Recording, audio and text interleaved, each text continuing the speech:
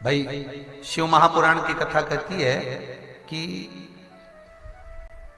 भगवान भूत भावन का चरित्र कहता है कि सोमवार की अगर प्रदोष पड़ती है, बहुत ध्यान से सुनना महाराज, सोमवार की प्रदोष पड़ती है तो शंकर भगवान कैलाश पर निवास करते हैं। मंगलवार की प्रदोष पड़ती है तो शिव काशी में निवास करते हैं। बुधवार की प्रदोष पड़ती है तो शिव रजत भवन में निवास करते हैं। गुरुवार की प्रदोष पड़ती है तो शिव गंगा के स्थल पर निवास करते हैं। शुक्रवार की अगर प्रदोष पड़ती है तो शिव नीलकंठ पर विराजमान होते हैं। शनिवार की अगर प्रदोष पड़ती है तो शिव शमी के वृक्ष के नीचे रहते हैं। और रविवार की जब प्रदोष पड़ती है तो शिव बेलपत्र के पेड़ के नीचे निवास करते हैं।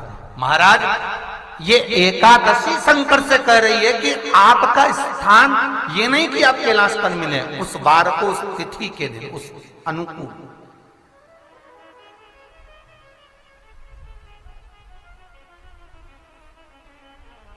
शिव जी बोले नहीं, मैं जिन जिन स्थानों पर निवास करूंगा,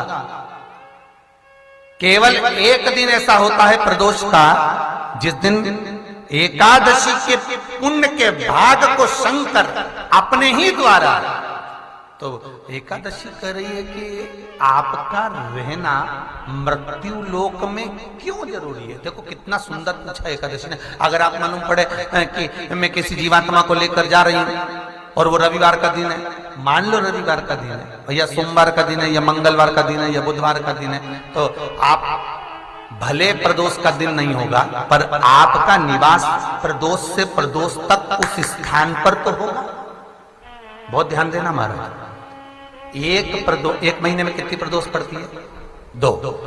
पहली प्रदोष जो पड़ी मालूम पड़े वो रविवार की थी, ठीक है, समझ लें। और रविवार की प्रदोष के दिन भगवान शंकर जिस स्थान पर आकर बैठ गए, उस स्थान पर अगली जो प्रदोष पड़ेगी जिस भी जगह की है, बुधवार की पड़े, गुरुवार की पड़े, उस स्थान पर जब तक नहीं हिलेंगे जब तक वो प्रदोष नहीं हिलेंगे। जब तक वो कहीं कहां पर है वहीं पर। अब अगर शंकर भगवान उतनी प्रदोष तक पृथ्वी पर विराजमान है और कोई जीवात्मा मर गई इसी बीच में, कोई जरूरी कि प्रदोष कोई मरेगा या एकादशी कोई मरे या एकादशी का ना, तो कोई जीवात्मा अगर जा रही है और एकादशी मैया उसको लेकर जा रही है तो उस समय पर आपका बल देना जरूरी है। आप जिस स्थान पर, प्रदोष का पुण्य यही है, प्रदोष का पुण्य यही है कि उसका बल मिलना चाहिए।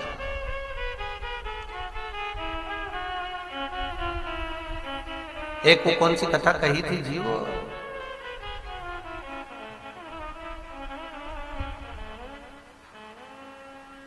पद्म पुराण की थी और अग्नि पुराण की थी। चरित्र सुनाया था। एक वो लड़का निकल के जा रहा था और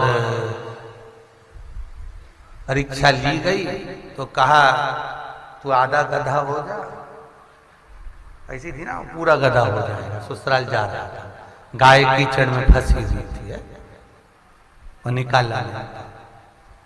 वो ससुराल जा रहा था बढ़िया जीन्स वीन्स पहन के, हाँ, प्रदोष का दान रह गया था। एकादशी का तो दान दे दिया था उसने, पर प्रदोष का दान रह गया था, तो उसको आधा ही वो इंसान बन पाया था। वो चरित्र ध्यान में थोड़ा कम आ, प्रदोष की महत्वता का व्याख्या शिव कथा कह रहे हैं। एकादशी ने फिर निवेदन करा कि आप जो अनेक वारों में जो प्रदोष पड़े, अर्थात आप जिसको प्रकट कर रहे हो वो वारों के अनुसार जो चले तो वो सुख प्रदान करे। हमारे यहाँ कहते हैं सोमवार की जो प्रदोष पड़ती है वो इच्छा पूर्ति करती है, मंगलवार की प्रदोष रोग से मुक्ति देती है, बुधवार की प्रदोष कामना की पूर्ति करती है, गुरुवार की प्रदोष शत्रुओं का नाश करती है, शुक्रवार की प्रदोष सुख और शांति देती है, शनिवार की प्रदोष संतान का सुख देती है, और रविवार की प्रदोष जो काम दुनिया में कोई नहीं कर सकता वो अचूक फल की प्राप्ति रविवार की प्रदोष कर। ऐसी प्रदोषों का नियम वर्णन किया। शंकर भगवान कहते हैं एकादशी तुझे पुण्य देने के लिए, तुझे प्रबलता देने के लिए मैं अपने शरीर से एक व्रत प्रकट करता।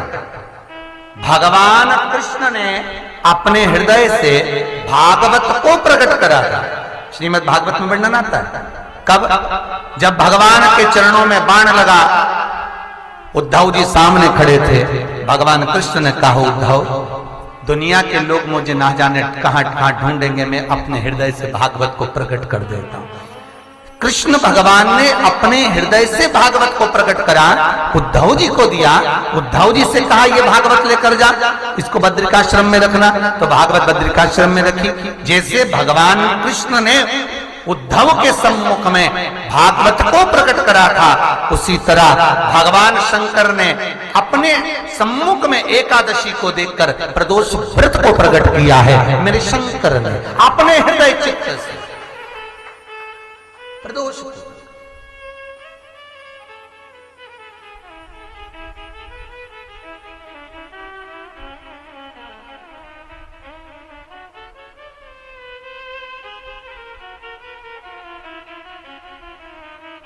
और भगवान भूत भावन के सम्मुख में एकादशी करे, मुझे वो पुण्य चाहिए। भगवान कहते, ठीक है, तू थोड़ी देर खड़ी हो। एकादशी सम्मुख खड़ी हुई। पार्वती जी ने जिस अंगुष्ठ का जल पीने के लिए लिया था हाथ में, बस पीने ही वाली थी, शंकर भगवान ने वही हाथ में जल लेकर एकादशी के हाथ में उसको देकर कहा, ले, ये मेरे द्वारा निर्मित एक व्रत है जिसे त्रयोदशी के दिन तूने मांगा है, मैं तुझे देता हूं। आज इस व्रत का फल मैं तुझे प्रदान करता हूं। अब तू जिस जीवात्मा को लेकर जाएगी उसका पाप प्रबल नहीं होगा।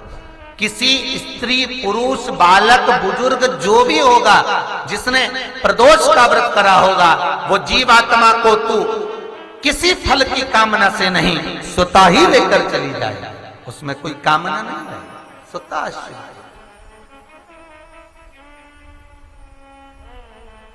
क्या लिखा है?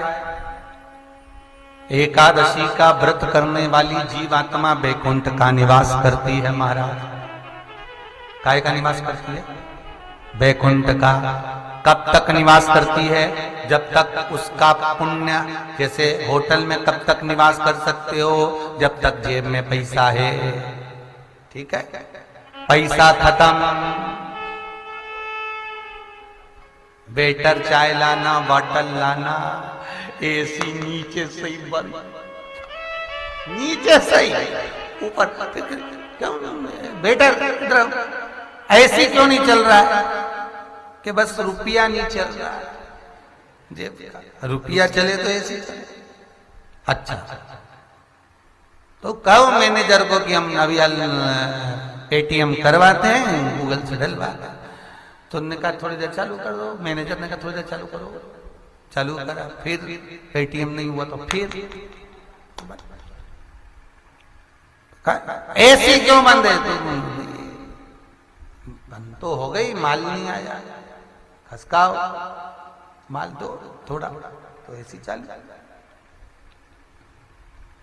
जब तक तुम्हारी जेब में धन है, पैसा है, तब तक होटल की सारी सुविधा तुमको मिलेगी।